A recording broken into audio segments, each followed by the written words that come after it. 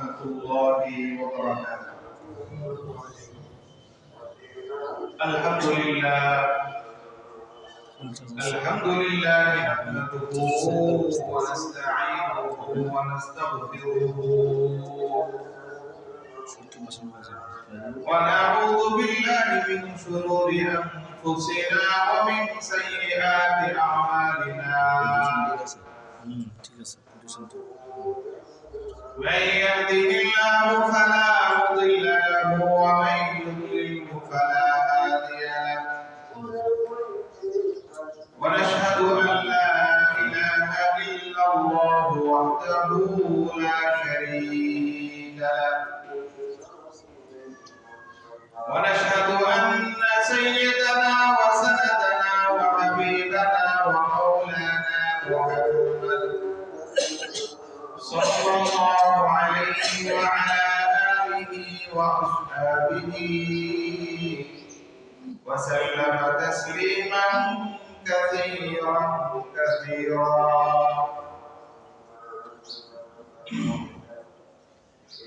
أما بعد فقد قال الله تبارك وتعالى في كلامه المجيد بعد أعوذ بالله من الشيطان الرجيم. بسم الله الرحمن الرحيم. آمين. والكتاب المبين. إنا أنزلناه في ليلة مباركة إنا كنا منذرين فيها يفرق كل أمر حكيم أمرا من عندنا إنا كنا منذرين. وعن أبي موسى الأشعري رضي الله عنه قال قال رسول الله صلى الله عليه وسلم إن الله لا يطلع في ليلة النصف من شعبان فيغفر لجميع خلقه إلا لمشرك أو مشاهد أو كما قال عليه الصلاة والسلام. اللهم صل على محمد وعلى آل محمد كما صليت على إبراهيم وعلى آل إبراهيم إنك حميد مجيد. اللهم بارك على محمد وعلى آل محمد كما باركت على إبراهيم وعلى آل إبراهيم إنك حميد مجيد. أستغفر الله ربي من كل ذنب وأتوب إليه ولا حول ولا قوة إلا بالله العلي العظيم. محترم حاضرين, আজকে পবিত্র জুমার দিন শাবান মাসের 14 তারিখ, অনেক বরকতময় মাস। এই মাসে রাসূল করিম সাল্লাল্লাহু আলাইহি ওয়াসাল্লাম রমজান ছাড়া আরো যত মাস আছে তোর মধ্য থেকে এই শাবান মাসে আল্লাহর রাসূল সবচেয়ে বেশি রোজা রাখতেন। রমজান মাসের প্রস্তুতি হিসাবে পুরাটা মাসই বরকতময়। তোর মধ্য থেকে আজকের দিন যাওয়ার পরে যে রাত আসতেছে, ইসলামের ভাষায়, হাদিসের ভাষায় ওই রাতকে বলা হয় লাইলাতুন নিসফি মিন শাবান। মানে শাবান মাসের অর্ধেক দিন অর্থাৎ 15 তারিখ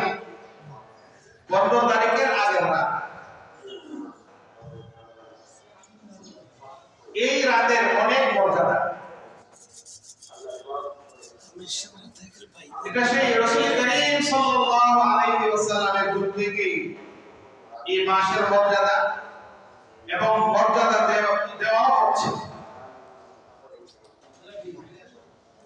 কিন্তু দুঃখের বিষয় হলো একদল নামদারি মুসলমান তারা উলামায়ে কেরামের লেবাস পরে ইসলামের ক্ষতি করতেছে, ইসলামের সুস্পষ্ট বিষয়গুলোকে অস্বীকার করতেছে।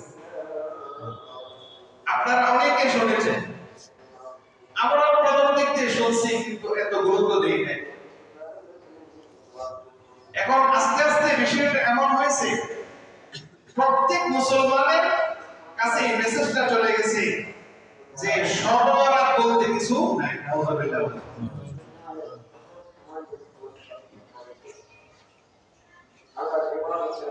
আরে আমার আপনার দয়াল নবী যখন তাওহীদের দাওয়াত নিয়ে আসে তখন তো নবী থেকে কাফের মুশরিকরা বিভিন্ন অপবাদ দিছে, মিথ্যা অনেক বড় অপরাধ,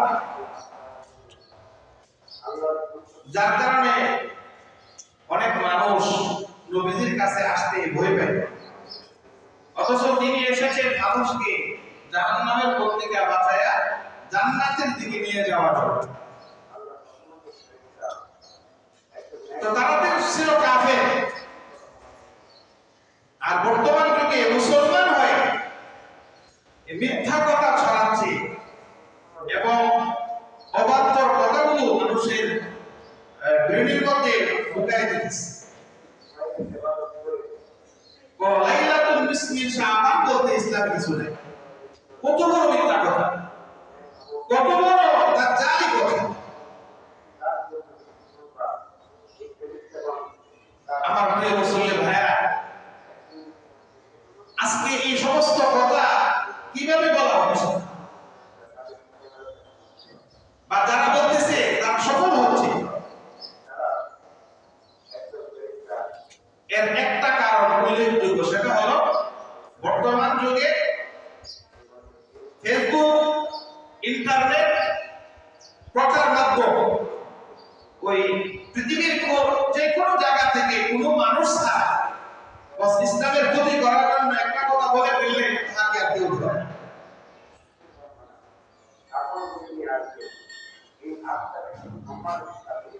ইসলামের সূচনা লগ্নে মুহাদ্দিসিনে কেরাম যখন হাদিস বর্ণনা করতেন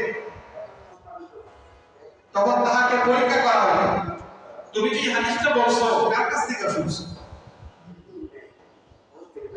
এই ভয়ে অনেকে মিথ্যা হাদিস বলতো না, আর কেউ বললে ধরা খেয়ে যেত। এটাকে ইসলামের ইলমে হাদিসের পরিভাষায় বলা হয় সনদ। বর্তমান যুগে কোনো কিছু বললে সনদ লাগে না, বাস যে কোনো একজন মানুষ দাড়ি টুপি লাগায়া জুব্বা লাগায়া বাস একটা কথা বলে ফেললেই মানুষ শুনে। এই জন্য এখন নতুন উদ্যোগে আমাদেরকে সতর্ক হতে হবে যে কেহ কোনো কিছু বললে তাকে আটকাইতে হবে।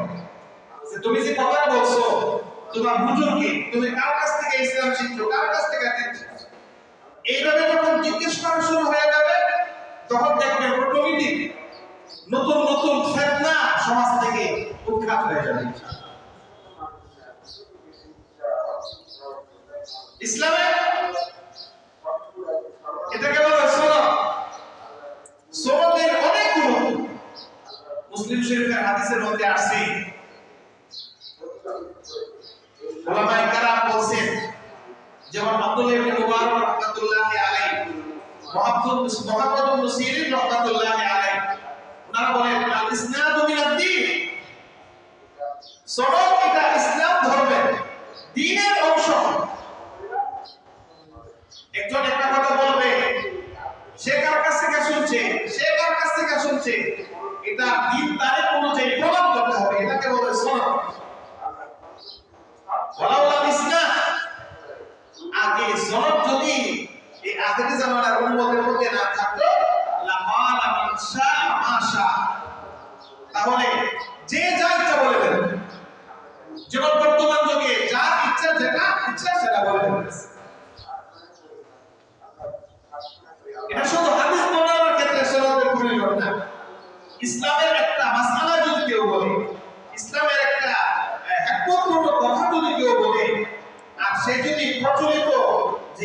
শিক্ষার যে বিদ্যাপীঠগুলো আছে, মাদ্রাসাগুলো আছে, এগুলোর মধ্যে শিক্ষা গ্রহণ না করে আর একটা নতুন কথা বলে, অবশ্যই তাকে প্রশ্ন করবে, তুমি এই কথা কার কাছ থেকে শিখেছো? মুহাম্মদ ইবনে সিরিন রাহমাতুল্লাহি আলাইহি বলেন, ইন্না হাযাল ইলমা দীন, ইন্না হাযাল ইলমা দীনুন ফানজুরু আম্মান তা'খুযুনা দীনাকুম। হে দুনিয়ার মুসলমান, ইন্না হাযাল ইলমা দীনুন, ইসলামের যে ইলমগুলো, ইসলামের বাণীগুলো, এটা দ্বীনের অংশ, এটা দ্বীন। ফানজুরু আম্মান তা'খুযুনা দীনাকুম। সুতরাং তোমরা কার কাছ থেকে আওয়াজ শুনতেছো, কার কাছ থেকে হাদিস শুনতেছো, ভালো করে খোঁজখবর নিয়ে নাও তার উস্তাদকে, সে কোথায় থেকে শিখছে, ভালো করে তাকে যাচাই বাছাই করে নাও। ইন্না হাযাল ইলমা দীনুন, এই ইসলাম, ইসলামের জ্ঞান, ইলম, এটা দ্বীন। ফানজুরু আম্মান তা'খুযুনা দীনাকুম। সুতরাং তোমরা এই দ্বীন কার কাছ থেকে শিখতেছো, তাকে ভালো করে পরীক্ষা করে নাও। আরো চমৎকার ভাবে সুফিয়ান সাউরি রাহমাতুল্লাহি আলাইহি বলেন, আল ইসনাদু সিলাহুল মুমিন। একজন মুমিন মুসলমান, বিশেষ করে উলামায়ে কেরাম, সনদ হলো তাদের অস্ত্র। ফাইযা লাম ইয়াকুন মা'হু সিলাহুন ফাবিআইয়ি শাইইন ইউকাতিল। সনদ নামক অস্ত্র যদি তার কাছে না থাকে, তাহলে সে কিভাবে যুদ্ধ করবে? এই সনদের মাধ্যমে যুদ্ধ করতে হবে। যারা মিথ্যা হাদিস বলবে, নতুন করে ইসলামে কোন ফিতনা সৃষ্টি করবে, সনদের মাধ্যমে তার সাথে লড়াই হবে।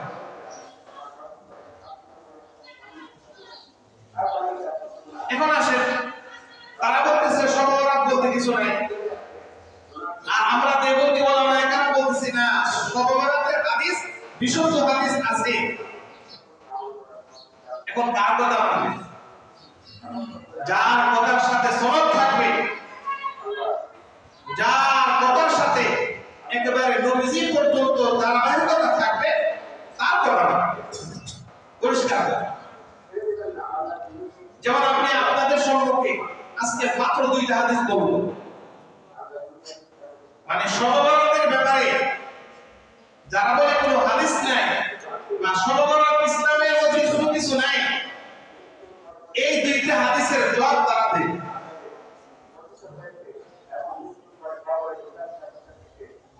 এবং আলহামদুলিল্লাহ এই হাদিসটা আমি যে আপনাদেরকে বলবো, আমার কাছ থেকে একবার নবীজি পর্যন্ত কার কাছ থেকে কে শুনেছে, কার কাছ থেকে কে শুনেছে, এর ধারাবাহিকতা একবার ঐতিহাসিক ভাবে প্রমাণিত আছে এবং সহিহ হাদিস।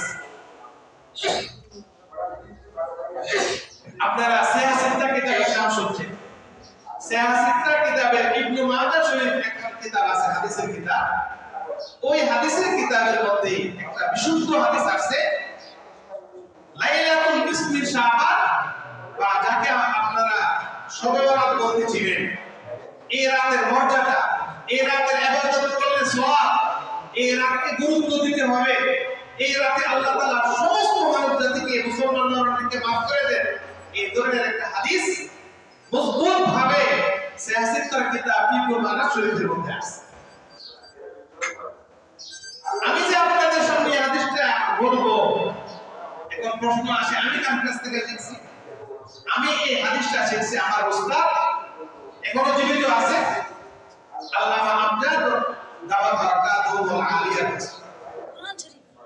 আমজাদ, আল্লামা আমজাদ কিশোরগঞ্জে ওনার বাড়ি, বড় আলেম। উনি এই হাদিসটা শুনছে, ওনার উস্তাদ আঠাশের মাদ্রাসার বড় একটা হুজুর ছিলেন, আল্লামা হারুন রাহমাতুল্লাহি আলাইহি। আল্লামা হারুন রাহমাতুল্লাহি শুনছেন ওনার উস্তাদ হামিদ সাহেব রহমাতুল্লাহি আলাইহির কাছ থেকে। ওনার উস্তাদ হামিদ সাহেব রহমাতুল্লাহি আলাইহি এই হাদিসটা শুনছেন, আপনারা শুনলে চিনবেন হুসাইন আহমদ মাদানী রহমাতুল্লাহি আলাইহির কাছে। হুসাইন আহমদ মাদানী রহমাতুল্লাহি আলাইহি এই হাদিসটা শুনছেন ওনার উস্তাদ মাহমুদুল হাসান দেওবন্দি রহমাতুল্লাহি আলাইহির কাছে। মাহমুদুল হাসান দেওবন্দি রহমাতুল্লাহি আলাইহি এই হাদিসটা শুনছেন ওনার উস্তাদ কাসিম নানুতুবি রহমাতুল্লাহি আলাইহির কাছে। কাসিম নানুতুবি রহমাতুল্লাহি আলাইহি ওই হাদিসটা শুনছেন ওনার উস্তাদ শাহ আব্দুল গনি রহমাতুল্লাহি আলাইহির কাছে।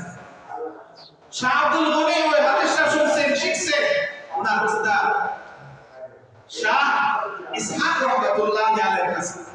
শাহ ইসহাক রহমাতুল্লাহি আলাইহি ওই হাদিসটা শুনছেন ওনার উস্তাদ শাহ আব্দুল আজিজ দেহলভী রহমাতুল্লাহি আলাইহির কাছে। শাহ আব্দুল আজিজ দেহলভী রহমাতুল্লাহি আলাইহি ওই হাদিসটা শিখছেন ওনার উস্তাদ এবং ওনার বাবা শাহ ওলিউল্লাহ মুহাদ্দিস দেহলভী রহমাতুল্লাহি আলাইহির কাছ থেকে।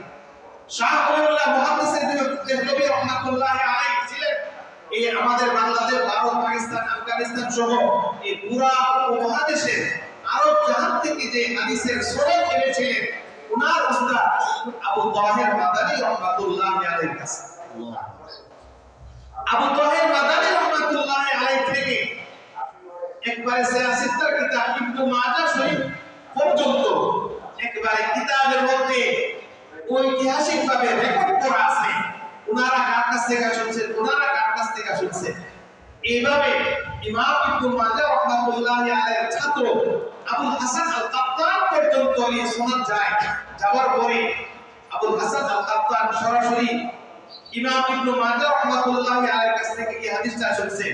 ইমাম ইবনে মাজাহ রহমাতুল্লাহি আলাইহি এই হাদিস শুনছেন রাশিদ ইবনে সাঈদ ইবনে রাশিদ আর রবি রহমাতুল্লাহি আলাইহির কাছে।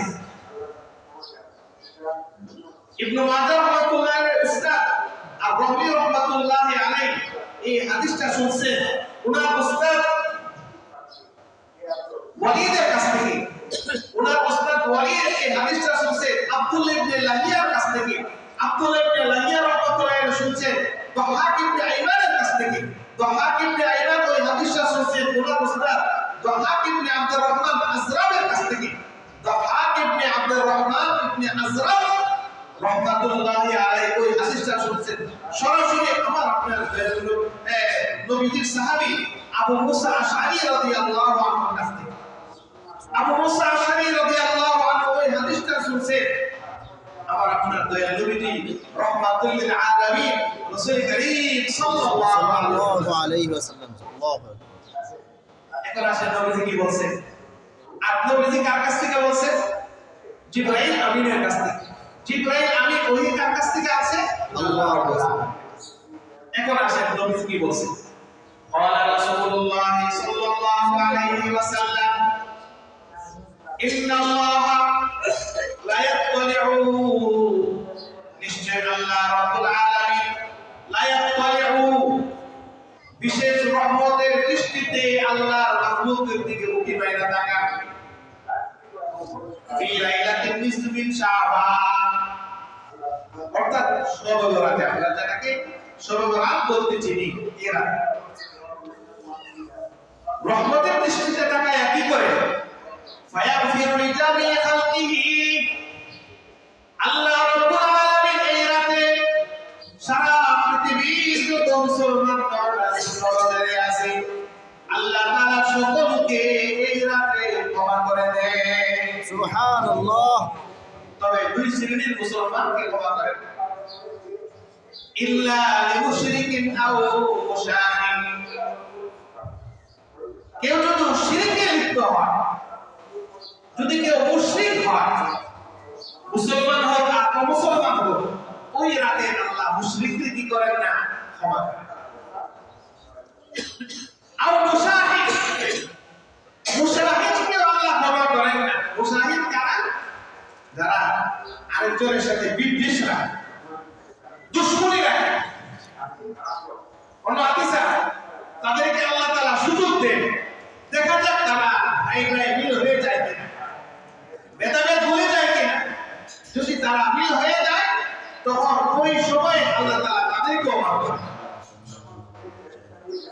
এই হাদিসের নাম্বারটাও বলে দিন, 1390 নাম্বার হাদিস।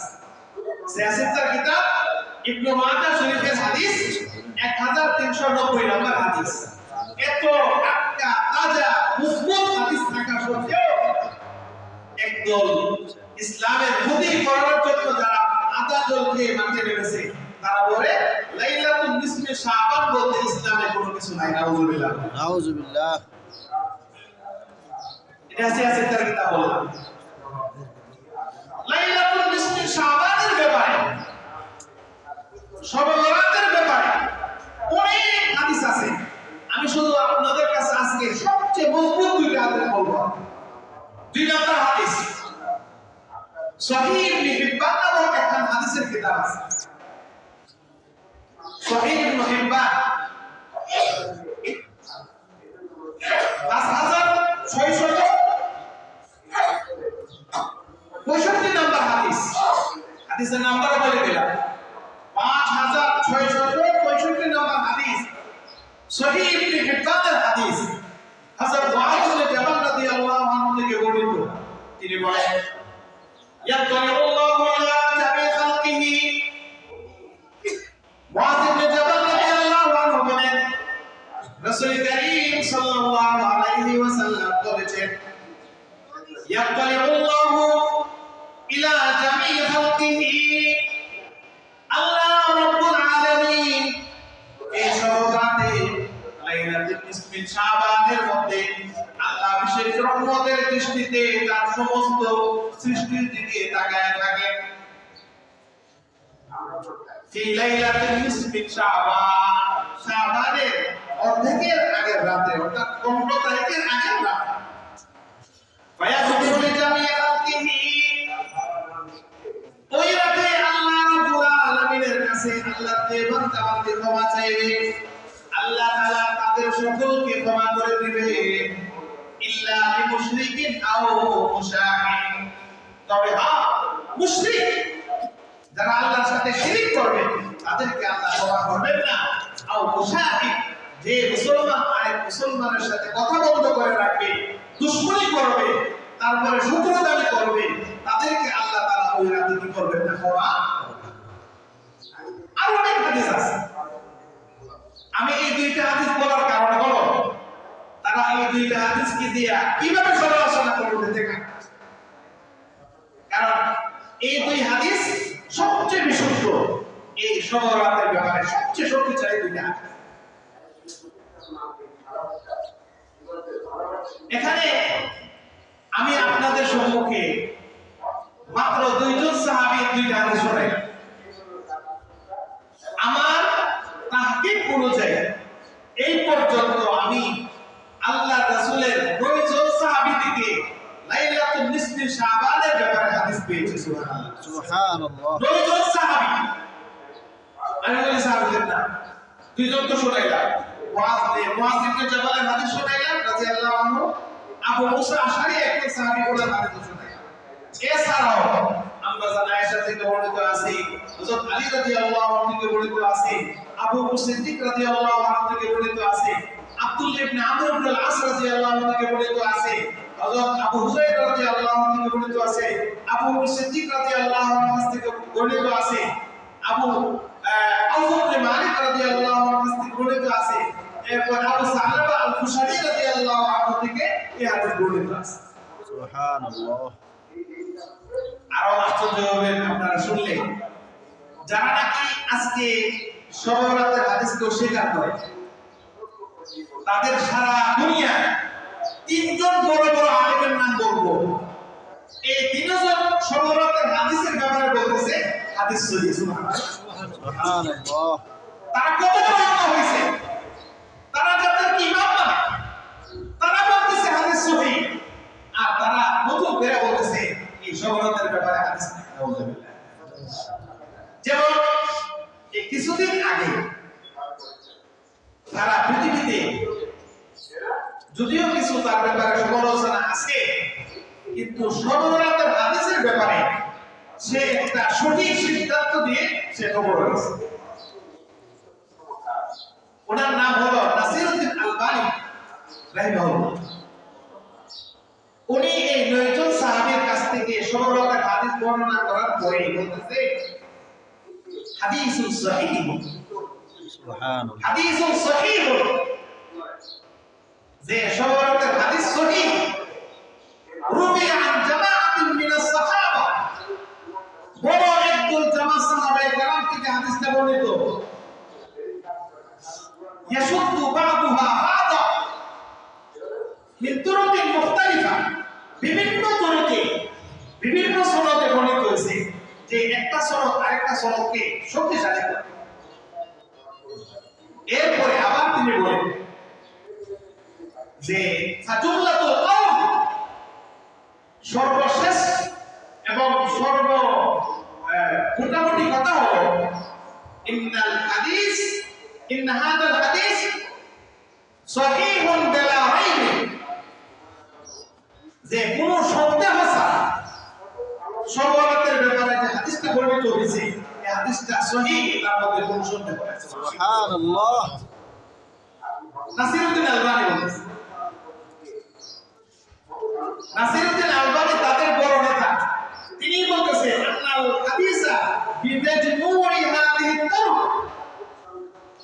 সওয়ালাতের যত তরিকে হাদিস বর্ণিত হয়েছে সবগুলোকে জমা করলে এটাই রেজাল্ট দাঁড়ায় সহিহুন বিলা রাইব, কোনো সন্দেহ ছাড়া সওয়ালাতের হাদিস সহিহ। সুবহানাল্লাহ। এখন আসেন তাদের আরেকজন বড় নেতার কথা বলবো। উনি অনেক বড় আলেম ছিলেন। উনি তিরমিজি শরীফের ব্যাখ্যা গ্রন্থ লিখেছেন, যেটা আমরাও গ্রহণ করছি, আমরাও মোতালা করি, সারা বিশ্বে যেটা আল্লাহ তাআলা কবুল করে নিয়েছে। এই কিতাবের নাম হলো তুহফাতুল আহওয়াজি। এই তুহফাতুল আহওয়াজি নামক যে তিরমিজি শরীফের ব্যাখ্যা গ্রন্থ, এখানে যখন লাইলাতুল নিসফিন শাবানের হাদিস আসে, ওনার কাছে বড় পছন্দ আছে। উনি কি করলেন? কারণ যে তিরমিজি শরীফ সে আছে তার কিতাব, ওনারা দেখেন সবরাতের হাদিসকে কেমন গুরুত্ব দিয়েছে। এই সবরাতের হাদিস বর্ণনা করার জন্য আলাদা একটা অধ্যায় রচনা করছে, লিখছেন বাবু মা জা ফি লাইলাতুল নিসফি শাবান। লাইলাতুল নিসফি শাবানের ব্যাপারে রাসূলুল্লাহ সাল্লাল্লাহু আলাইহি ওয়াসাল্লামের কাছ থেকে যে হাদিস আসছে, এই হাদিস লেখার জন্য আলাদা একটা অধ্যায় বানাইছে তিরমিজি শরীফের মধ্যে। ঠিক এরকম ভাবে ইবনে মাজাহ শরীফের মধ্যে এই বাব ভাগ হয়েছে। ওই তিরমিজি শরীফের হাদিসে ব্যাখ্যা করতে গিয়ে এই সবরাতের ব্যাপারে আরো যত হাদিস আসছে সবগুলো তিনি ওনার ব্যাখ্যা গ্রন্থের মধ্যে উল্লেখ করার পরে উনি সর্বশেষে বলেন যে ফাহাজিহিল হাদিস, হে দুনিয়ার মুসলমানরা শুনে রাখো, আমি আমার কিতাবে সবরাতের ব্যাপারে যত হাদিস আমি আনছি বিমাজমুইহা, এই সবগুলো হাদিসকে জমা করলে হুজ্জাতুন আলা মান জাআমা আন্নাহু লাম ইয়াসবুত ফি ফাদিলাতি লাইলাতুল নিসফি শাবান শাইউন। আজকে দুনিয়াতে যারা অপপ্রচার করতেছে যে শাবান মাসের 15 তারিখের আগের রাতে অর্থাৎ সবরাতের ব্যাপারে ইসলামে কোনো হাদিস নাই, তাদের বিরুদ্ধে এই সবগুলো হাদিস দলিল হয়ে দাঁড়ায়। সুবহানাল্লাহ। চিন্তা করেন, যারা আজকে সবরাতকে অস্বীকার করতেছে তাদেরই নেতা আব্দুর রহমান মুবারকপুরী রাহমাতুল্লাহি আলাইহি উনি বলতেছে যারা সবরাতকে অস্বীকার করে তাদের বিরুদ্ধে দলিল হলো আমার কিতাবের যে হাদিসগুলো আমি আনছি এই সবগুলো তাদের বিরুদ্ধে দলিল, যারা বলে সবরাত বলতে কিছু নেই। আল্লাহু আকবার। এখন আমি আপনাদেরকে একটা জিনিস শোনাবো, আপনারা শুধু সারা পৃথিবীর আমার আলোচনা যারা শুনবে তাদের সকলের কলিজা ঠান্ডা হয়ে যাবে। সেটা কি? আমরা যে চার মাযহাবের ইমামরা জানি, ইমাম আযম আবু হানিফা, ইমাম শাফি, ইমাম মালিক, ইমাম আহমদ, চার ইমাম। এই চার ইমাম তো সাহাবায়ে কেরামের মধ্যে সবচেয়ে বড় আলেম ছিল, এটা তো আপনারা জানেন। কারণ ওনারা এত বড় আলেম না হলে তো মাযহাব বানাতে পারে।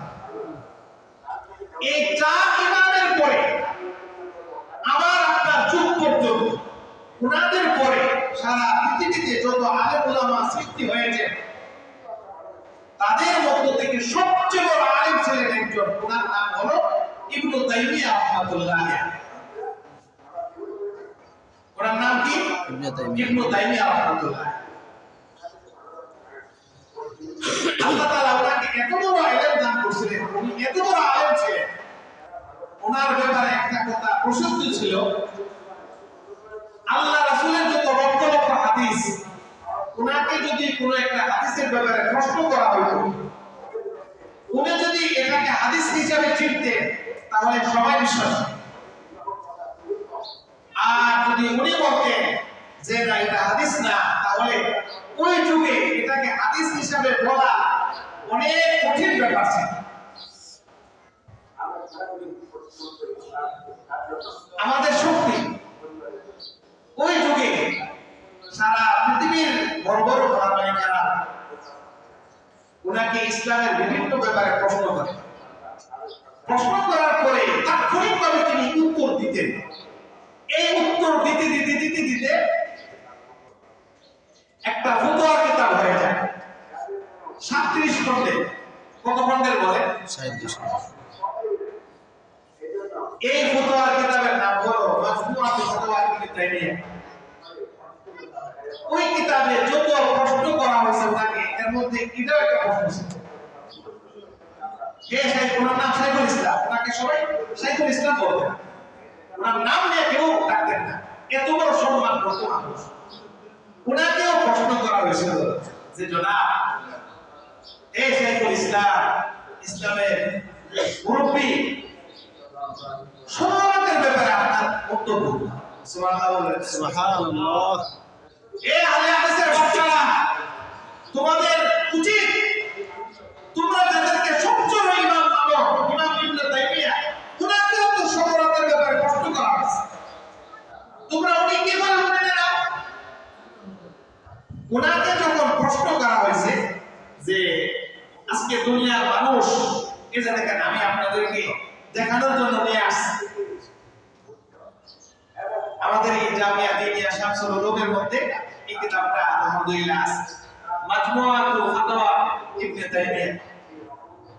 ওনাকে প্রশ্ন করা হয়েছে, সুইলা আন সালাতি নিসফি মিন শাবান,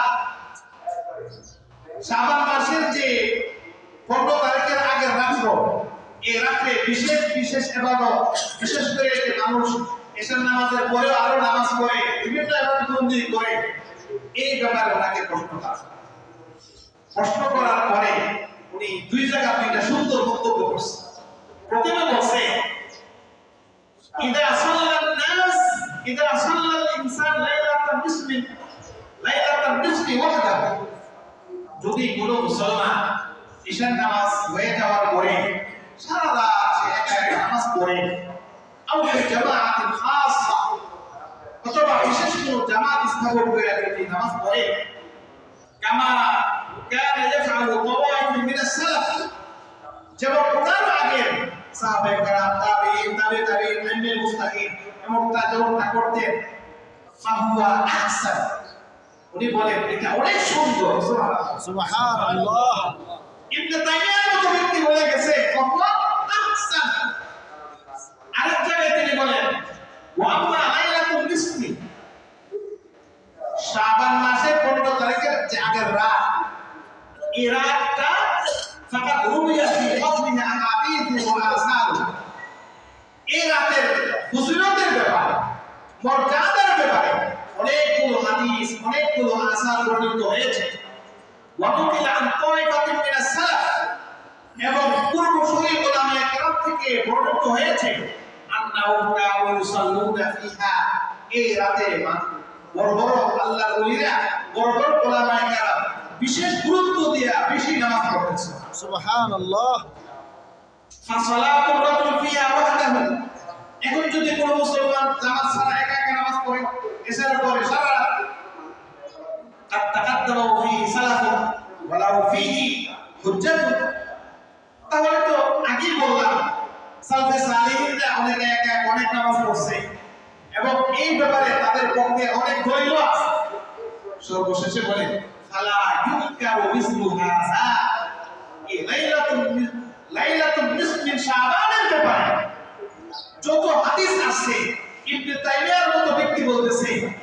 হাদিসগুলোকে অস্বীকার করার কোনো রাস্তা নাই। আমি আর কি বলতাম, কারো যদি মানার মাত্রা থাকে তাহলে ইবনে তাইমিয়া রাহমাতুল্লাহি আলাইহির কথা শোনার পরে আর এটা নিয়ে ফেসলামি করার তার কোনো কি নাই, সময়। উনি তো তাদের ইমাম,